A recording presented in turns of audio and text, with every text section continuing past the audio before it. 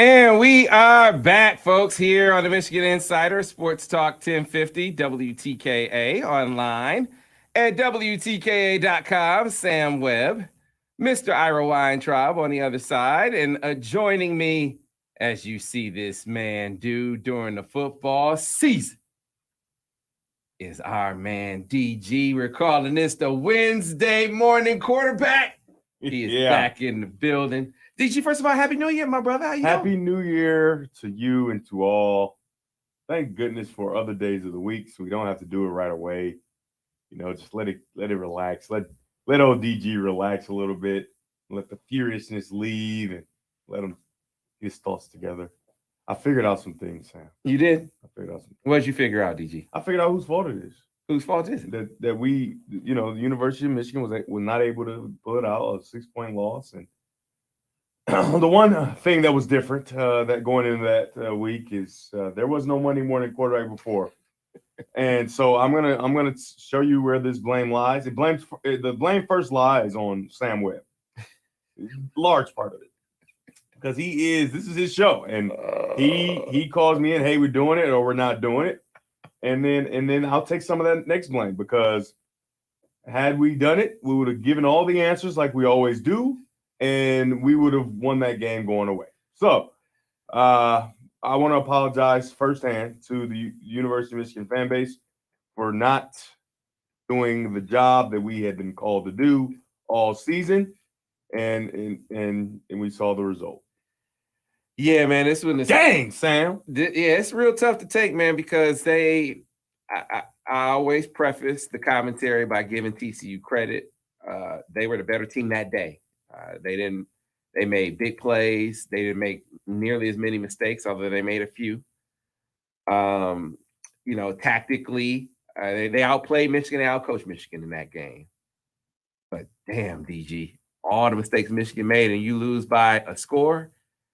I guess, man, I'm a guy that takes responsibility, dude. I blame us. Yeah. We had given those, and when I tell you we had given the answers all year, and then we didn't do it because, it's a layoff. You got stuff to do. I got stuff to do. Well, I didn't have stuff to do. I'm mostly blaming you. We could have did it, but it's just like they came out and it was like, you know what? Let's reinvent this wheel. Let's see if we can just do something different. And it's like, you remember before Ohio State, we gave the blueprint on what they need to do. The ball needs to go through J.J. McCarthy, and then you get in this game and the ball is taken out of his hands so much in big spots. And he turned the ball over, which that's the thing that happens for quarterbacks, and we'll explain how he did it. The first one was 100% on him, nobody else. He hitched instead of sticking that back foot in the ground and putting the ball on time. If he puts that ball on time, it's a perfect throw. The DB misses, and it's a huge play.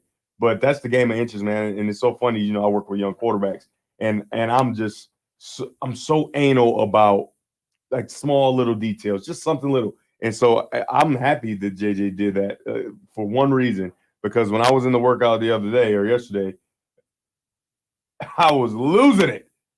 Oh, I told you to step with the left foot, and you're going to step with the right. So now you're going to be in the semifinals, and you're selfish. Now everybody has to suffer because you won't do your job. Right? Because that's what it is, right? You lose by 6, you throw a pick 6 because of one small detail. And let me be clear. He played outstanding aside from the 2 huge mistakes, but that's football, right? 2 huge mistakes can be the end of you. And one huge mistake can be the end of you, and that's what it was. So JJ is going to have to take this, and it feels terrible. I know, right? Young guy, he's been so good. And he played so good in the fight that he showed. Now, obviously, we weren't helping him a bunch with the calling of the plays, putting him in position where it's an automatic pass down, where the guys can just drop off, right, when play action. And so I tweeted it. I usually don't tweet during the game. But if 13 runs through the middle of the defense one more time, it's not the offensive line. Of course, we want him to block him. We have the scheme to block him. He has a beat on us. He's Brandon Hawthorne against Notre Dame in 2011. 10, whatever year it was. He can't be stopped right now. He's playing the game of his life. He's fully committed to the run because you guys were talking about how you're going to bully the 3-3-5. Guess what? Just because they're in the 3-3-5 does not mean they can't add guys in. And 13 is Winters. Let me speak his name out.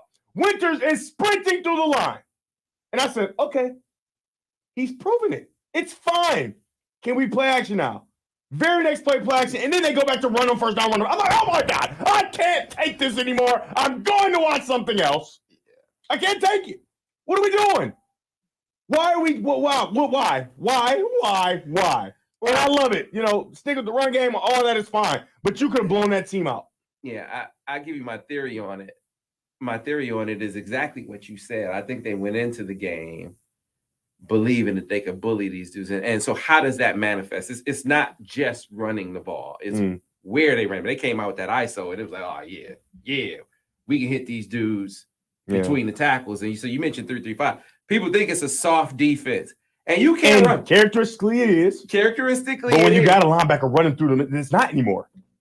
And one of the things that Vance have been saying all week is, look, when it's run right, B gap to B gap is closed when it's run right. And so you watch TCU during the year, teams ran on them, but they ran on them attacking the edges. And as you saw, as Michigan went forward in that game, that's where they started attacking them more.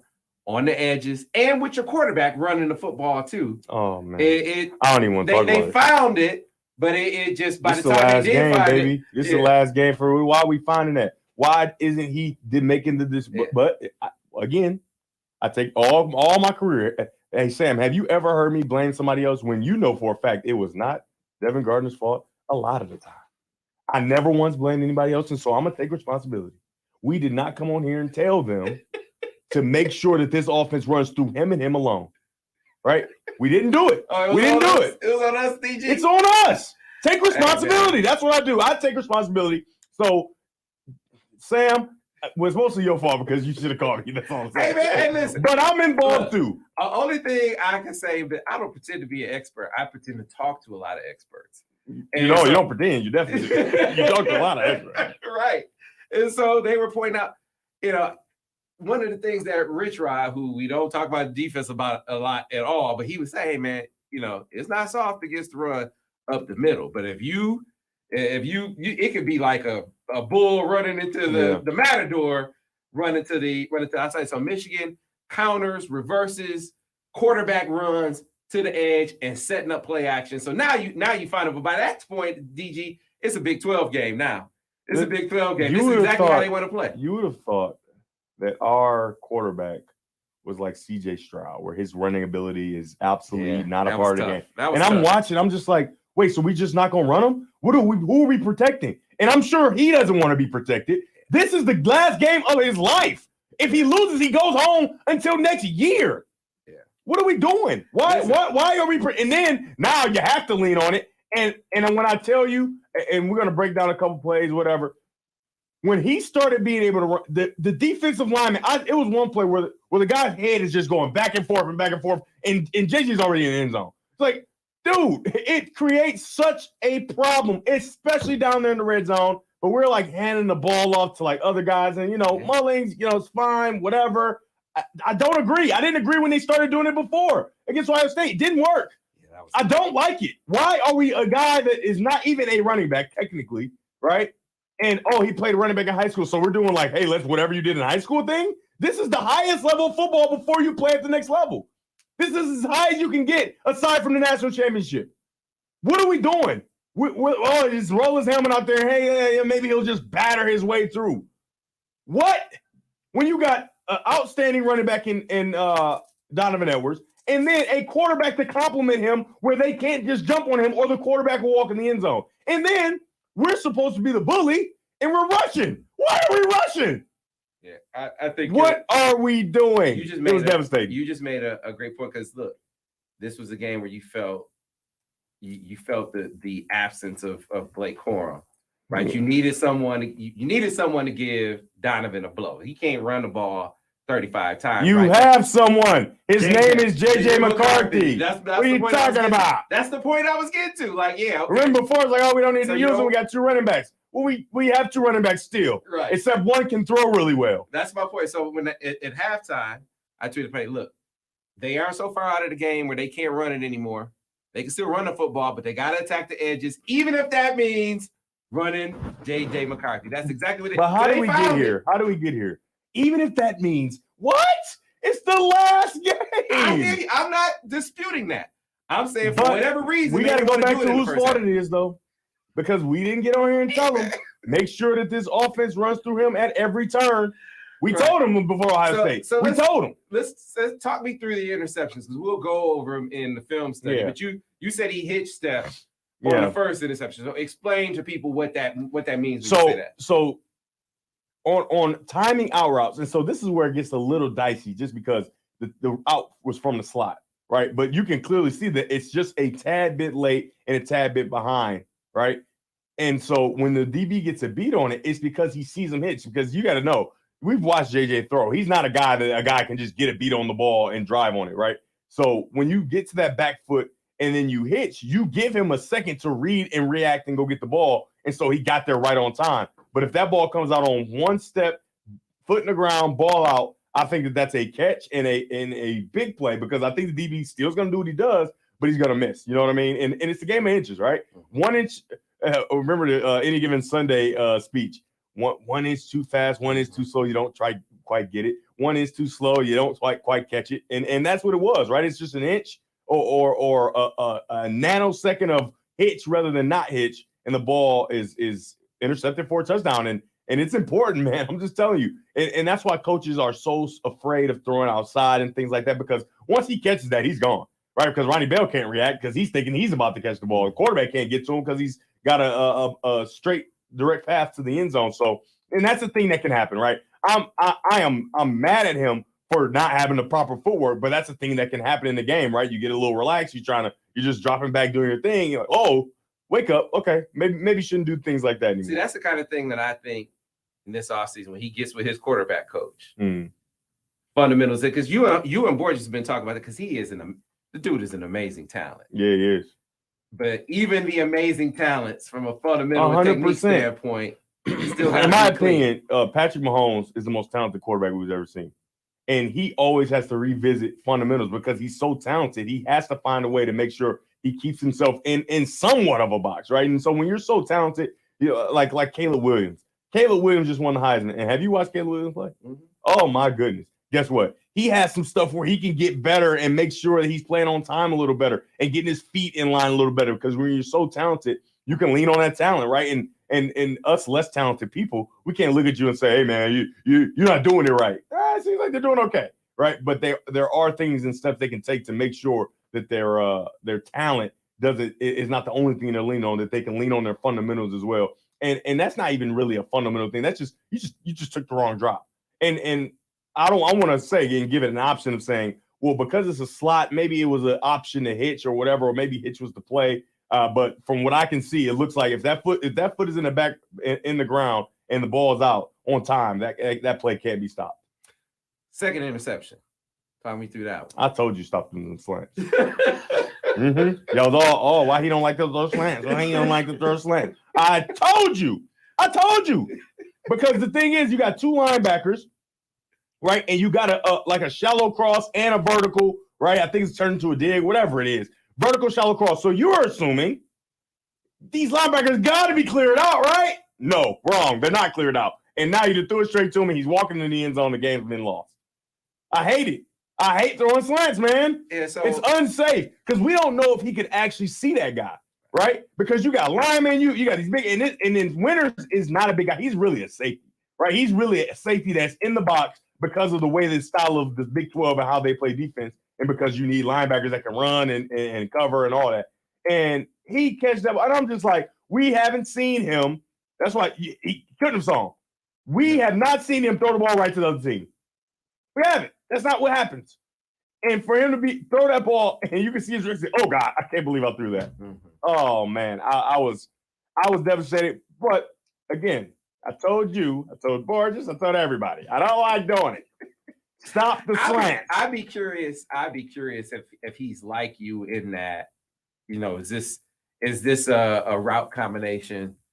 How comfortable is he with that work? I'm not talking about any inside information, but to your point, you ain't like lookies. I don't like them. So I really don't like them. So Borges is like, no, I don't. He would sort of tailor that, because you got to do that with a quarterback. Right? You got to throw it sometimes. Well, but you got. But you have to make sure that he's comfortable with what you're doing. Yeah, my point is, so your quarterback coach, your coordinator has to be in like you got to communicate with your quarterback. What are you like? Link What step, don't yep. you like? Yeah. And kind of tailor the game plan to that. That yeah, because look, when you go back, I've thrown lookies. I've thrown a number of lookies. But boy just knew if things get tight, we backed up, something, you know, I'm just not going to call lookies because he doesn't want to do it. Mm-hmm. Why would you do that? Like, you want to force your guy, you know what I mean? And like you said, we're not saying that he doesn't want to throw, but I'm just telling you for me. I've said it in the beginning. Remember, because he did such a great job throwing the slant and whatever. Yeah. And I said, man, that's good. I don't like it. I don't want to throw it, and I won't. Well, what it looked like, and I'll be curious when we go through film study, I'm sure you picked that one out, what the read progression was on that play. Yeah. Because corner was open. Yeah. And it looked like he was, I'm going to throw it to Loveland, and kind of stuck with that, kind of stared it down. Corner was open on that play, and so I wonder what would have taken him there as far as reads are concerned. So we'll break that down. He quite possibly could have missed it, right? Mm-hmm. And the thing is, Loveland on a slant, big body, I like it. Mm-hmm. Even though I don't like him throwing slants, let's be clear. Right. But Loveland is a big-time playmaker, right? And he's grown to trust him. And it's like, all right, I got this big dude, because sometimes football's about matchups. I got this big dude on this littler dude, period. And I know littler is probably not a word. I got a bigger dude on the littler dude.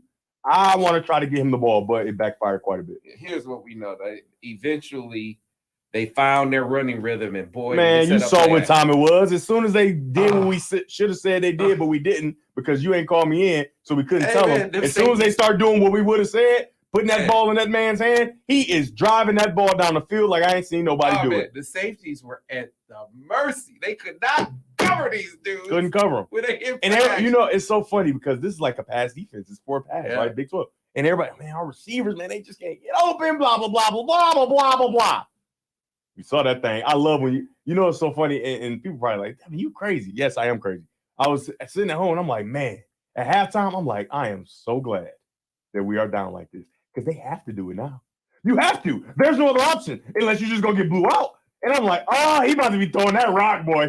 Oh, he about to be throwing that rock. And he was dicing them up. Did you see the one where I didn't even put it on our plays because I don't even want to watch it again because it's going to make me mad of what could have been.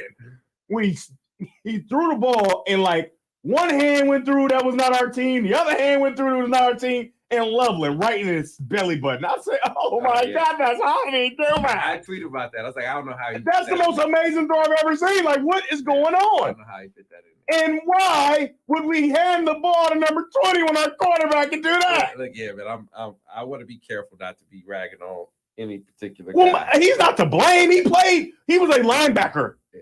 And he played running back in high school. Everybody knows that that's insane. We're not just, hey, let's just do something that we used to do because high school football sucks. Sam Webb, if you get your mind right, you can go to some league in high school football and get down at running back. It sucks, period. And you wonder why, oh, man, we thought this kid was going to get what he played against kids that suck. And I'm not talking about him specifically, but in high school kids in general. That's why, like, NIL, we're going to give you $7 million. That kid probably played against kids who suck. And rich people don't think like that. They don't invest that kind of money in non-proven commodities. So everybody that keep thinking all these people getting out, they getting some money. They ain't that kind of money because high school kids suck. I'm more comfortable. For the most part. Here's what I'm more comfortable saying. I'm more comfortable saying high school kids in general suck. Rather than going at number 20, I'm more comfortable saying, look, man, should have been running JJ more. JJ should have been take the ball out of hands. The number 2, the number 2 running option on the team from the beginning of the game. Yeah. Should have been JJ McCarthy. 100%. So I'm more comfortable saying that. But I like Mullings. Like, I don't know nothing against Mullings. He was put in a bad position, man. Hey, what are we doing? That's like, hey, Hawthorne, come on over and play running back because we're missing our running back. Yeah, put him on. Hawthorne, you suck at running back. Put it more on the coaches than him. Hawthorne, you suck at running back. I don't care if you play running back in high school. You're a linebacker now. Stay out of this running back room. Yeah, it was tough. They put him in some. Man, because now you get people got because it's gonna be a lot of people that's gonna blame him. You know what I mean? Mm-hmm. And it's like that's so messed up. Like, why you got him in this position? Now, and it's like okay, we tested out against Ohio State. It didn't work, right? He caught the jump pass thing. He threw the jump pass thing, but holistically, it didn't work at all. right? We didn't do anything with that. Like, we didn't get big plays out of it. Why are we going back to that with the game on the line at the end when we got a hot quarterback, right? Who's hot as not only a runner but a thrower, and obviously our running back is talented. It's like no read option, and it's just like, what are we doing? And then as soon as we get to the read option, I'm talking about the TCU defensive heads were spinning. They said, this feel like playing against our team in practice. And I want to talk about Duggan a little bit. He ain't have a good game. Duggan is a good quarterback. I watched him feel the rush, not see it, slide, move, and throw dimes when they needed it. Yeah. When they need it, because everybody has games where they don't play as good, right? He never looked shaken. He never looked shaken. He never looked shaken. He never looked like he was out of sorts, and he wasn't playing. The one where he threw, he climbed and I think somebody came on a blitz. He avoided that, climbed in the pocket, and he had his eyes right the whole time, felt the backside pressure, climbed up, jumped right to his next read, which is a dig, threw it on the kid's chest. He drops it into Sam Steele's hand. Yeah. I said, man, that's a great quarterback play. And that's why people do your job. Because now he got an interception, and it looked like he lost the game for the team, and he did his part. Hey, man, if people were in the comments, I'm doing the post game. I'm talking about Duggan making plays. Statistically, was he efficient? No, but did he make big plays when his team needed it? Hell yeah. And it's like, he didn't play that well. I was like, man, what game were you on? How many touchdowns? He had 4 touchdowns. Come on, man. He had 4. What y'all watching? He had 4 touchdowns. And we blitzed him. I mean, I am so impressed with how he was able to play because the defense did what they could. And I'm not about to blame the defense. Not a one time when he caught that 75, that shallow cross. Yeah. Make the tackle. What are we doing? Make the tackle and we win this game going away. What are you doing? How do we not make this tackle? But that big guy was rolling. He got that sound like he was going. Hey, he'll be the top receiver in the draft. I don't know about all that, but he was rolling. I don't think he'd he gives me big time Kelvin Benjamin vibes. Okay. And it's like he might get too big, and I don't know how kind of worker he is. I don't know him, but he's a good player.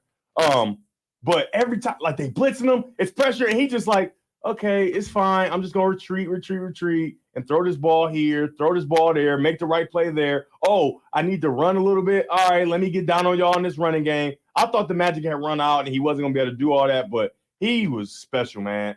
Like his poise under pressure is something that you just, and it's so funny because fans and people that watch, they ain't never been in that fire. They don't know how it feels to know you ain't supposed to be here and you ain't playing that great. But guess what? I'm still gonna make my team win. Right. And that's how JJ, because JJ, you would think, oh, he's not playing that great because first they were taking the ball out of his hands and he had threw the pick 6. And it's like, same thing. Like that was a outstanding quarterback matchup. And then you get another one later on that day. The committee, if everybody thought, man, they don't know what they're doing, whatever, they got it right this time. Those are the 4 best teams in America. The 4 best teams and quite possibly the 4 best quarterbacks. I mean, that was outstanding to watch. That was outstanding. And you guys have to understand why. And when I'm wrong, I make sure that I was wrong. Well, no, I was right actually, but I became wrong. I don't know if I told you. No, listen to me now. I don't know if I told you this, and I talked about it on a few shows this past week. Last year I had TCU, and my notes were very clear. I said, first thing I wrote, because I write the quarterback, QB, and number 15, not their name, right? I watched the film. Just a guy. Right, that was my first note. He's just a guy. Like I'm watching this film. I watched a bunch of games. I'm like, this guy stinks. He's just a guy. He's not the worst quarterback in the world. He's okay. Doesn't get through his reads quickly.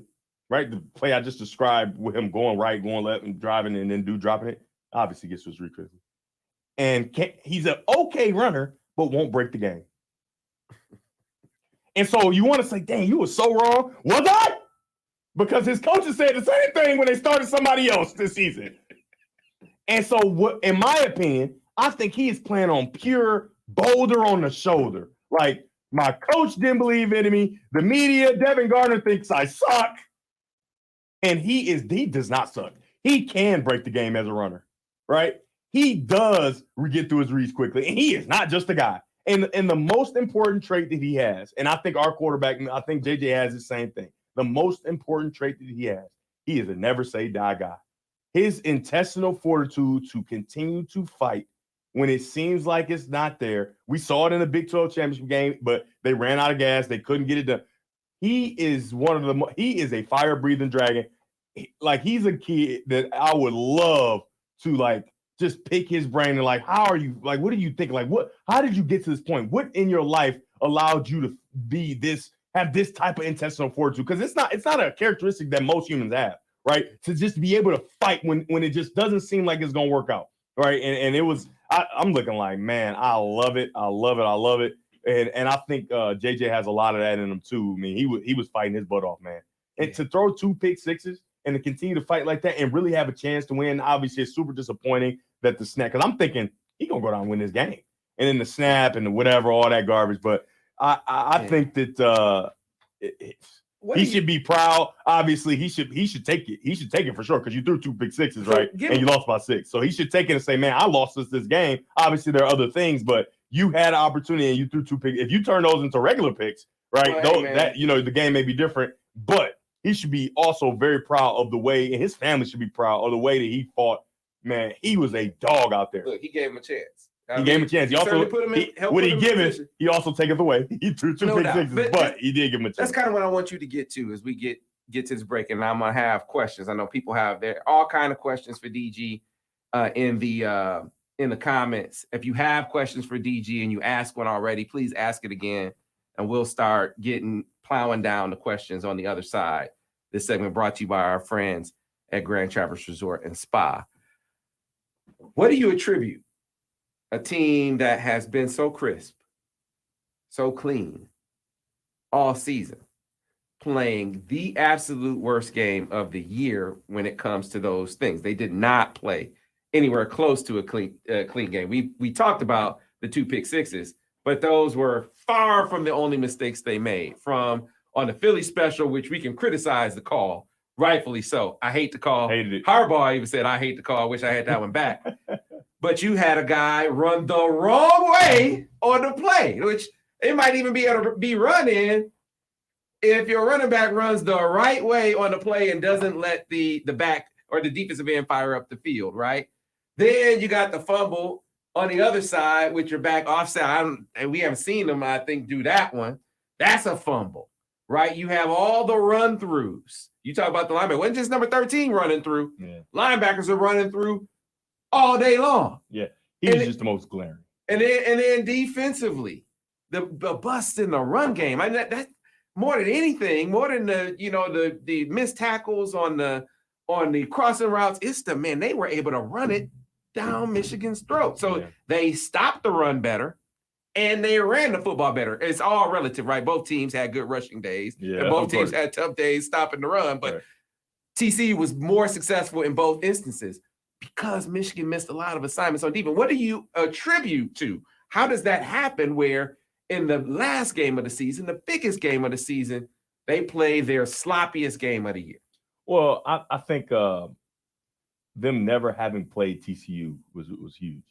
And really, nobody on that team even playing a Big 12 team, right? Because when you think Big 12, and I'm just going to tell you, when I heard JJ said in the beginning, like in interviews or something, that we were going to pummel them if they stayed at 3-3-5 or something crazy like that. If I would have knew he said that, I would have bet against Michigan, because TCU is a very good football team. Sonny Dykes is a very good football coach. Now, he chose the wrong quarterback probably in the beginning of the season, but other than that, he's a real good coach. And I think that the one thing that we didn't quantify or we didn't calculate is their pride and want to, right? We didn't calculate that. We calculated that we were like computers walking out, like analytic,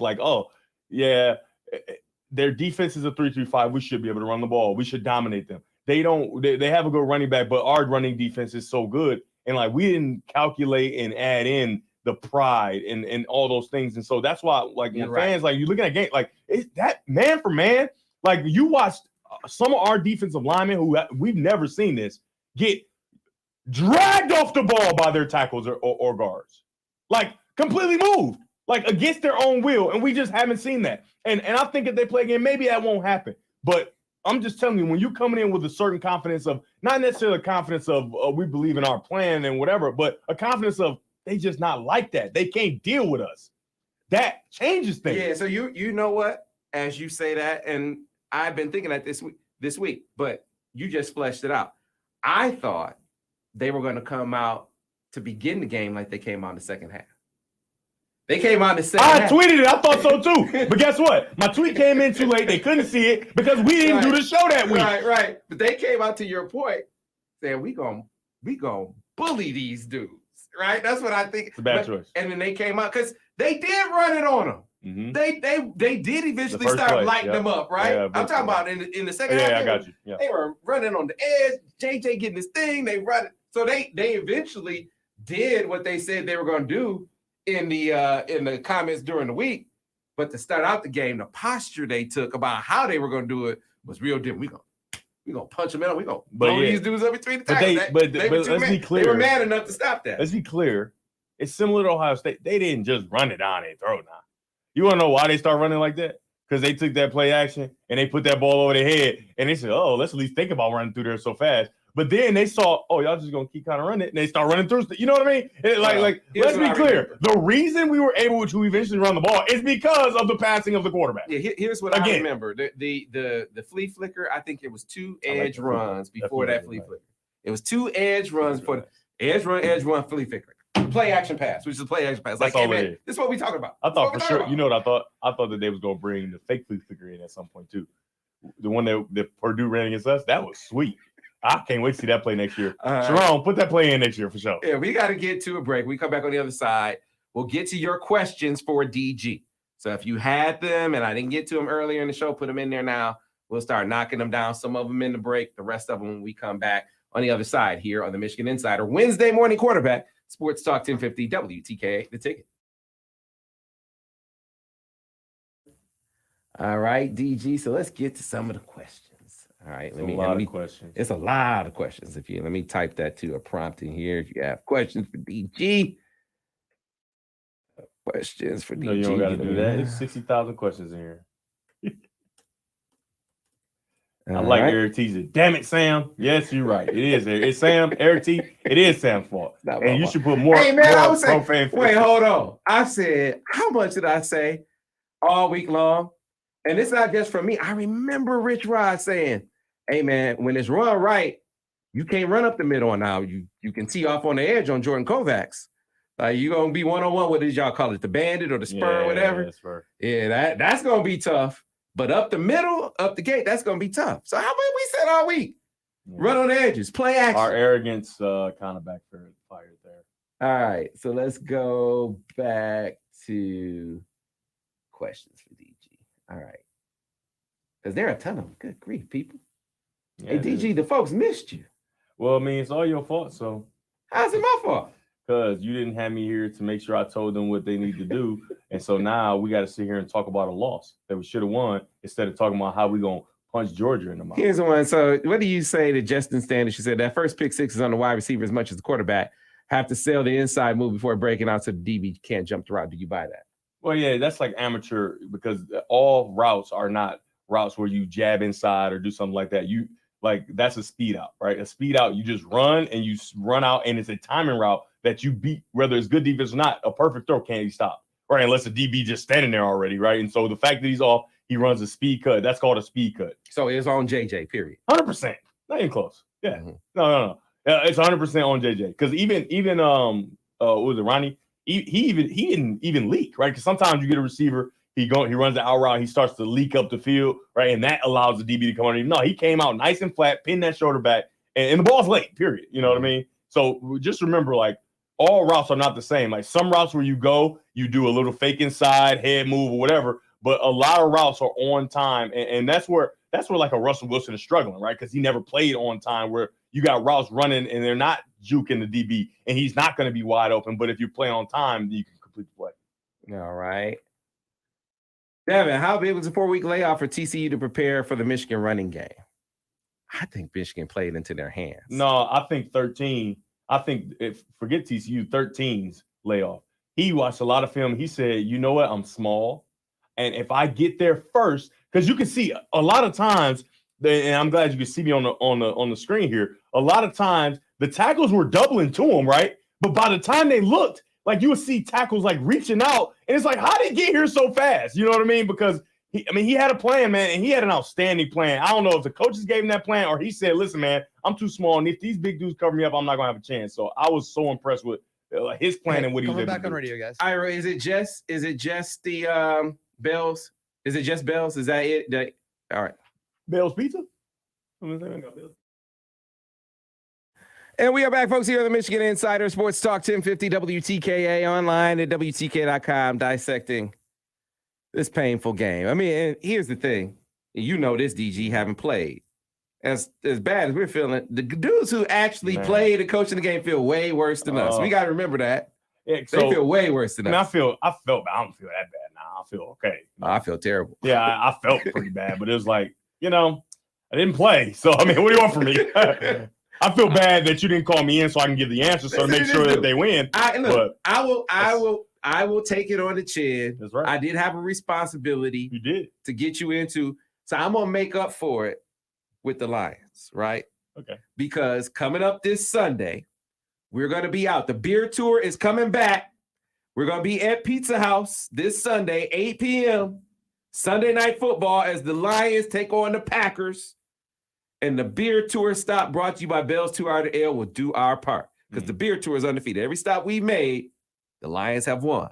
So we're going to be out there sampling the craft beers, rooting on the Leos. Hopefully the Lions are playing in the game to punch their ticket to the playoffs. That's Sunday night, 8 o'clock at Pizza House, brought to you by Bell's 2 Hour Ale. Be there. So I'm not going to fall down on the job again like I did this time, DJ. Yeah, of course, because I did my part with them Lions, too. I did those preseason games. And it ain't a coincidence they fighting for playoff contention. All right. So I gave the answers quite a bit on the air. So DG, I asked you during the break the question from Marcus Ellis, which I put up, said, Devin, how big was a 4-week layoff for TCU to prepare? You said, yeah, 13 was in the lab, and clearly 3-3-5 was giving Michigan problems. They didn't block it up as well as you would expect. 3-3-5, I think it's kind of confusing sometimes because guys aren't exactly where you expect them to be sometimes. But 13 is the problem. 13 is the problem, and it freed up other guys because you can see our offensive linemen. We got big guys, right? We got big guys, and they maul people, and so they're in position, right? They're in position. You're doubling, and it's called a deuce, right? Where they double to the linebacker, and so you could see so many times. I'm like, oh my goodness, look at this. He's doubling to the linebacker, and by the time he gets there, like literally, he's one step past where he's gone. He's like, oh my god, he's looking back, like how did he get there so fast, right? Because 13 is like, listen, man, if you throw the ball over her head, fine. I'm not letting you run the ball up the middle. I'm not doing it, right? And he was getting inside the line of scrimmage, getting back into the backfield. And sometimes, right, I think LeBron in Game 6, Luka Doncic for 70 or how many points he had, 60-point triple-double. Donovan Mitchell, who had to get drug tested after scoring 71 the other night. Sometimes you are in a bag, and there's nothing nobody can do about it. Yeah, man, there was one play. Nothing. There was a pin and pull they had where the guard on the play, I can't remember which guard it was, but the guard on the play, the linebacker 13 is his responsibility, right? And he thought he was gonna get him coming around the bend. Gone. Dude comes right up that gap, and I guess you got to check him before you pull, right? By the time he looked to check him, he already in the backfield blowing up the play. He is safety, right? So think about it. He is safety. And I was impressed with him knowing who he is and what he is. If our linemen touch you, you're finished. You're not getting off. Ain't no hit and extend. You're not doing it. Once you get touched by him, you're finished. So his plan was, I'm not gonna let him touch me. And so even if that means I don't exactly go to my correct gap, right? If I go cowboy just a little bit, right? And it worked every single time. It was so impressive. And then he got the interception. That's the game of his life. And so I was thinking like, man, we need to go ahead and see what's good on that transfer portal with him. And somebody I talked to was at the game. I can't remember. I talked to a lot of foreign players. They found 13's mama after the game said, let me shake your hand. Yeah. Let me shake your hand. He's amazing. Your son went out there, made himself a lot of money. And think about it. He may never play that way again. Yeah.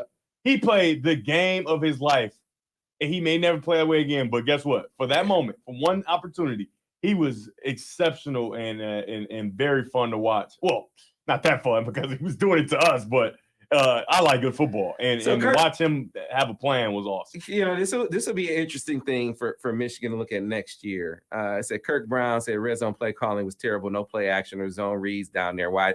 Well, Kirk Brown, we've already discussed it. Remember how bad red zone was, and then we had that long that episode of Monday Morning Quarterback where we outlined how they can get better in the red zone, and then they immediately did everything that we talked about and got better in the red zone. So I blame you, VG. No, it's Sam's fault. No, it's you. You didn't. Nah, bro. Hey, you ain't call me. You ain't call me and tell me to come sit in front of this camera and tell the answer to the test. So Mr. Brown, you need to make sure you hit up Sam. I want you to email him and write a letter. Write a letter to WTKA. I'm just telling you. You need to yell at Sam because we fixed the red zone. We did. Me, Sam, everybody. We fixed the red zone, and then we don't have one show, and the red zone go back to S word. Man, yeah. I just that's on. I've been trying to figure out, and that's the only thing I can point to. Yeah, that's the only difference. More than the pick six. I know the pick sixes, and you can speak to this from a player standpoint, how demoralizing it is. Not just a turnover, but a turnover that's immediate. No. The goal line stands were worse. Yeah. Because you want to know why they were worse? And it seemed like, what are you talking about? Well, they're worse because the one thing you thought you could do, they stop you from doing it on 4 opportunities or however many you get. Yeah. That's demoralizing. Wait, we talked all week about how we're going to bully them. If we were talking like that on the microphones, imagine what we talk about amongst each other. Like, they're being nice on the microphone. Amongst each other, it's a lot of cuss words. It's a lot of bad words being said. Like, it's a lot of, which is what makes the Philly special. So, like, that's what I'm saying. And so, like, when they stop you like that, especially since you've seen them do stuff like that before, right? They fought for their lives. And when you see them do that, it's like, how did they do that? I thought we were going to. No, we're not. We're not going to do that, obviously. But now it's too late. Now, like I said, and I would give them maybe equal because the pick six does give them points. Yeah. Because when you think about it in hindsight, defense take 14 away, right? Defense gave up. Right. And that's against an outstanding offense. Yeah. They actually made Duggan look human, right? Because he didn't look unhuman all year, and they made him look human. So you got to take 14 off of that 51, right? They gave up a lot of points, but they gave up less. They didn't give up that many. You know what I mean? They play. I think the defense actually played pretty good. Aside from that glaring, was a third down, and you got to make that tackle. I'm sorry, it's a bad angle. You got to get to the front hip and the back hip. Fewest defensive points in the playoff. That's what I'm saying. Yeah. They did a very good job excluding that long touchdown. I need 5 to get that guy on the ground. Yeah, but it is what it is. He didn't do it, but the defense I think played as good as they probably could have played. Duggan, I don't think guys that know how good Duggan is. He was number 2 in the Heisman voting. Look, repeat that because, man, I mean, people were talking they were talking real slick in the comment. Oh, you know what you're talking about Duggan is a great player. This wasn't a charity, let's just invite him to the Heisman because whatever. Cinderella story. No, he was outstanding all year, unstoppable even. And whenever they needed him, he was big, like so big. And I'm just looking like, man, I had to apologize to him on Twitter. Every show I get on, I got to say sorry because I thought you were terrible. But then I had to also come after that and say your coaches did too. And they saw you every day. So let's not act like I was just 100% wrong. But whatever happened between him not winning that job and a guy getting hurt, he came in and was outstanding. Second in the Heisman voting. And you can see those Heisman type of moments of like, I need this right now and I'm going to give it to my team because they need it. And it was so cool to watch. But for them to be able to make him look like a human, look regular, and he hadn't been looked like that all year. They made him look regular. And obviously some plays were made that they wish they would have back and they could get. But they got 2 turnovers out of them. They stripped it and got a 3rd turnover. You created 3 turnovers. Like, what more do you want? I feel like Tyrese. What more do you want from me? Yeah, well, the one, his receiver didn't do him no favors, but yeah, of course, the one was. Yeah. But you got to capitalize on that. Our defense did that, and but yeah, the one he put that thing right on his nipple. Remember how you talking about the nipples? How that ball got to be on that front nipple, that back. Yeah, he put that thing right on there, and he dropped it. Good night, Irene. You ain't getting the ball no more, Chief. What is wrong with you? He's gonna drop this ball into those team hands. So here's a fan that Michael Burton wants you to sort of handicap I saw that the thought process for Blake. What do you tell Blake Corum? He said, sounds like Blake can do better from NIL than the NFL. What do you think about that? Blake is not a guy that's about money, first of all, right? So his dream is to play in the NFL. And I think and this might go against the best interests of Michigan. I think he should go to the NFL because Blake he's a big, strong guy, but he's a small guy, right? In the eyes of other people. Like, man, he's small, man. He's a small back, technically, right? And so he got hurt last year. He got hurt this year. When he comes back, he's shown how dominant he is. What more can you do? All you can do is just hurt yourself, right? All you can do is not hurt yourself physically, but hurt your stock, right? Because you were so good. And guess what? We've seen Donovan Edwards, so you got to share. And guess what? We've already lost to TCU without using our quarterback in the run game, so you got to share again. Yeah, he going to throw it more next year. Yeah, he going to throw it more. He going to run it more. And Donovan Edwards got to get down. So I think if I'm his family, if I'm his agent, whatever, and me as his homeboy, like I love, he's a guy that I've grown to know, and he's a great kid. Forget, I can make more money in NIL. That's ridiculous. Now, the one thing everybody said, no, it ain't about money. Why are we making it about money? Now you're saying you're making it about money, right? If he can make more money in NIL, which he might, right? This is Michigan, and he's outstanding. He would have been in New York last year, right? But I would go to the NFL because you can't just keep getting hurt and having injuries. And what was it the year before? What was the injury? I can't even remember. Can't remember. But it held him out, right? Maybe it's an ankle, whatever. Held him out, right? Then in this year, right, we got a knee. Now they're getting worse, right? The injuries, this ain't something you can just play with, especially when your dream is what it is. I think he's done all he can do.